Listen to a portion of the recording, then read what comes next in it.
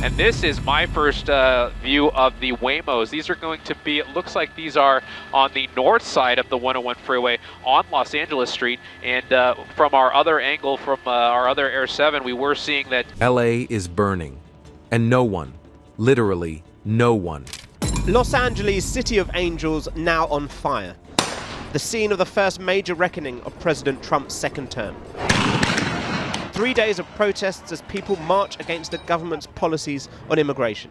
Could have predicted just how far it would go. But now, the streets are no longer just filled with protest signs and chants. So how did we get here? And what does it really mean when soldiers walk where civilians cry out for justice? Let's find out in today's special episode.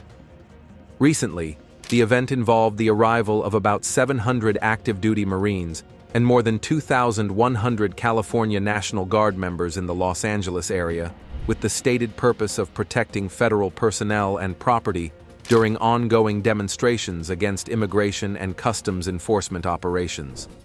The protests began after a series of immigration raids in Los Angeles, which led to the arrest of more than 40 individuals by federal immigration agents. This sparked widespread anger and demonstrations in the city, and soon spread to other cities like San Francisco, Dallas, and Austin. The protests were mostly peaceful during the day, but there were incidents of violence and looting at night. Because of these incidents, Los Angeles Mayor Karen Bass imposed a curfew over a 1 square mile area of downtown starting on Tuesday night and expected to last several days. Police reported that 197 people were arrested on Tuesday alone, which was more than double the number of arrests made in previous days. President Donald Trump defended his decision to send military forces to Los Angeles. He argued that the deployment was necessary to protect federal property, ICE agents, and to restore order in the city. Trump stated that generations of military heroes did not fight overseas only to see the country overrun by invasion and lawlessness from third world countries. He also accused local leaders of not doing enough to control the protests and claimed that the city would have been completely obliterated without the help of the National Guard. The Marines who arrived in Los Angeles were from the 2nd Battalion, 7th Marines, 1st Marine Division, based in 29 Palms, which is about 130 miles east of the city. These Marines joined the National Guard troops already operating in Los Angeles, Paramount, and Compton. The estimated cost of deploying the National Guard and Marines was about $134 million, according to testimony given by a Pentagon official to Congress. This high cost became a point of debate among lawmakers, with some questioning whether the deployment was necessary or justified. California Governor Gavin Newsom strongly opposed the deployment. He argued that sending federal troops onto city streets was illegal and would only make the situation worse. Newsom filed a lawsuit in federal court, asking for a temporary restraining order to stop the use of federalized National Guard and active-duty Marines for law enforcement purposes in Los Angeles. The state's legal filing emphasized that it did not seek to prevent the forces from protecting federal buildings or personnel, but wanted to stop them from being used for immigration enforcement and law enforcement on city streets. Attorney General Rob Bonta of California also expressed concerns.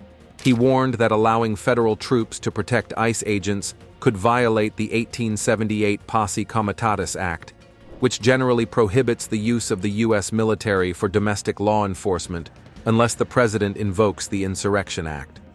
President Trump had not invoked this act at the time, but he said he would consider it if there was an insurrection. The deployment of military forces in Los Angeles was not just a local issue. It became a national flashpoint in the debate over immigration policy, the use of federal power, and the role of the military in civilian affairs. Democratic leaders, including California Senator Alex Padilla, criticized the Trump administration's actions. Padilla said that the presence of the National Guard and Marines was not necessary and was actually making people more anxious. He argued that things had been calming down before the military arrived, and that their presence was escalating the situation instead of helping.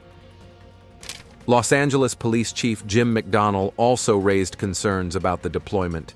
He stated that the city's police department had decades of experience managing large-scale public demonstrations and could handle the protests without federal military assistance.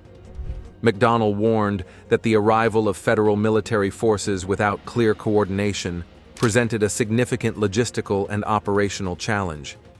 He stressed the need for open communication between all agencies to prevent confusion and avoid escalation. The Trump administration, however, maintained that the deployment was necessary to protect federal property and ICE agents from violence. Photos shared by ICE showed National Guard troops accompanying agents during immigration raids. The administration also promised to intensify immigration enforcement actions in response to the protests. The legal battle over the deployment was intense. California's lawsuit argued that using the National Guard and Marines for immigration enforcement would likely increase unrest and civil disorder.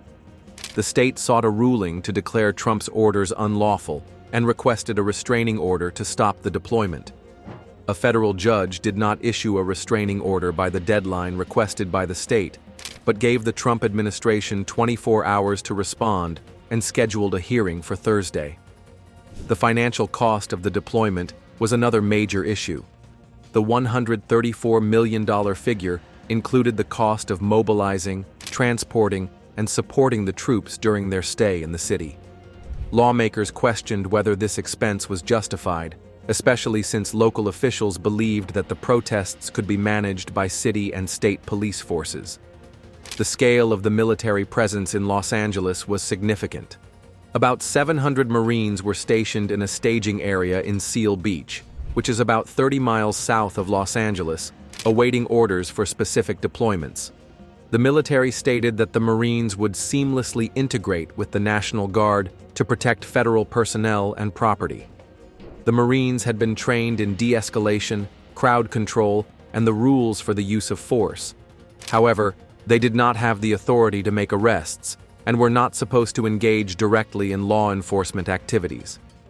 The protests in Los Angeles were part of a larger national movement against Trump's immigration policies.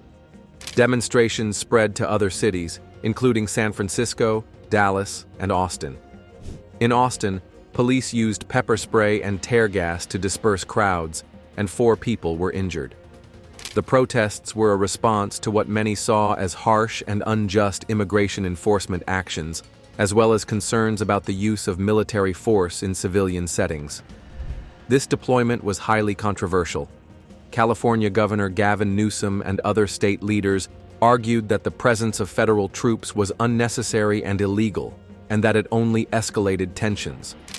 Newsom and California Attorney General Rob Bonta filed a lawsuit in federal court to block the deployment, arguing that the conditions required under federal law for such a deployment, such as a rebellion or foreign invasion, had not been met. They sought a temporary restraining order to immediately stop the National Guard and Marines from participating in civilian law enforcement. Despite these objections, the Trump administration maintained that the president has the discretion to determine whether a rebellion or danger of a rebellion exists and requires a military response. The administration argued that the deployment was necessary to protect ICE agents and federal property from violent protests and to ensure the enforcement of immigration laws. The legal and political debate centered on the use of Title 10 of the U.S. Code, which allows the president to deploy federal troops in certain situations. The U.S. Northern Command clarified that Marines and National Guard troops would be allowed to temporarily detain individuals who interfered with federal personnel or operations, but they would not be conducting routine policing or making arrests unless it was to stop an assault or prevent harm to others. Department of Homeland Security officials stated that if rioters attacked ICE officers, military personnel could detain them until law enforcement arrived to make the arrest. The scale of the deployment was unprecedented in recent decades. The last time the military was used in a direct law enforcement capacity in Los Angeles was in 1992, during the riots following the acquittal of police officers in the beating of Rodney King. At that time, the California governor requested assistance from the president under the Insurrection Act. In 2025, however, President Trump had not formally invoked the Insurrection Act, though he suggested he might do so if the situation worsened. The protests were not limited to Los Angeles. Demonstrations spread to other cities, including Santa Ana, Las Vegas, Philadelphia, Milwaukee, Seattle, Boston, Washington, and San Antonio. In New York, police reported taking 86 people into custody on Tuesday, with 34 arrested and charged, and the rest receiving court summonses. Activist groups planned more than 1,800 anti-Trump demonstrations nationwide for the following Saturday, coinciding with a military parade in Washington, D.C., marking the U.S. Army's 250th anniversary and President Trump's 79th birthday. The legal and constitutional issues raised by the deployment were complex. Under the Posse Comitatus Act of 1878, the use of the U.S. military for domestic law enforcement is generally prohibited unless specifically authorized by Congress or the President under the Insurrection Act. California officials argued that the deployment violated these laws, while the Trump administration insisted it was justified by the need to protect federal personnel and property. Photos shared by ICE showed National Guard troops accompanying ICE agents during raids in Los Angeles, marking what appeared to be the first time the Guard had participated in an ICE interior operation. Former ICE officials described this as unprecedented, even if technically legal. The military emphasized that the Marines and National Guard had been trained in de-escalation, crowd control, and the rules for the use of force, and that they would not carry live ammunition in their rifles, though they would have live rounds available. The deployment drew strong criticism from Democratic leaders and civil rights groups, who described it as authoritarian and an abuse of power. They warned that the use of military force against protesters could lead to more unrest and damage trust between communities and law enforcement. Governor Newsom called the deployment a military dragnet and argued that it would only heighten tensions and make it harder to manage the protests. President Trump defended his actions as necessary to restore order and protect the country. He argued that without the deployment, Los Angeles would be burning to the ground. He also framed the protests as an attack on law and order and vowed to continue his campaign to deport undocumented immigrants, regardless of opposition from state and local leaders. But living in Los Angeles in 2025 is no longer just about sunshine and Hollywood dreams. You wake up to the sound of helicopters every other morning. That sound is so regular now that most residents don't even flinch. But deep down, everyone knows that sound isn't normal. It means something happened. It could mean someone is being arrested. It could mean someone is being taken. Or it could mean someone just disappeared. Los Angeles is a city of lines.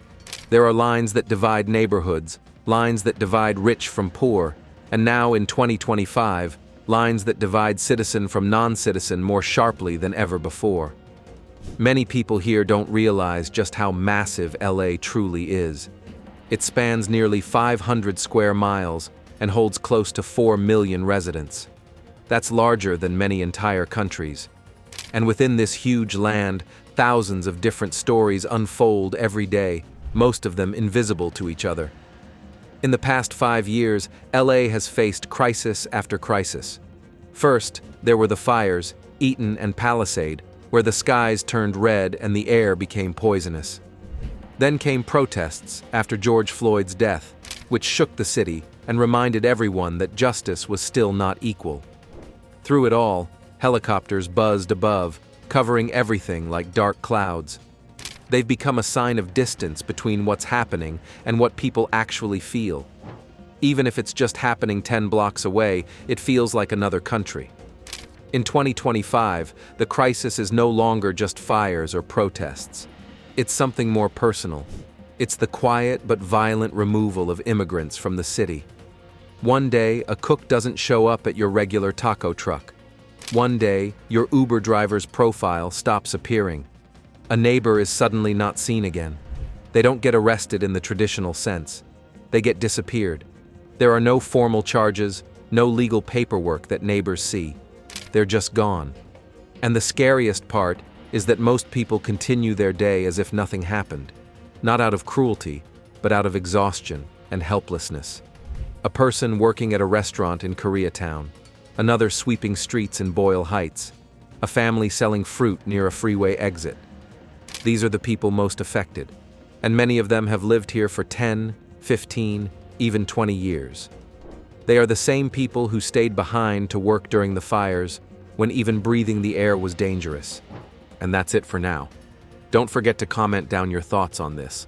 And while you're down there, make sure to smash that subscribe button as well.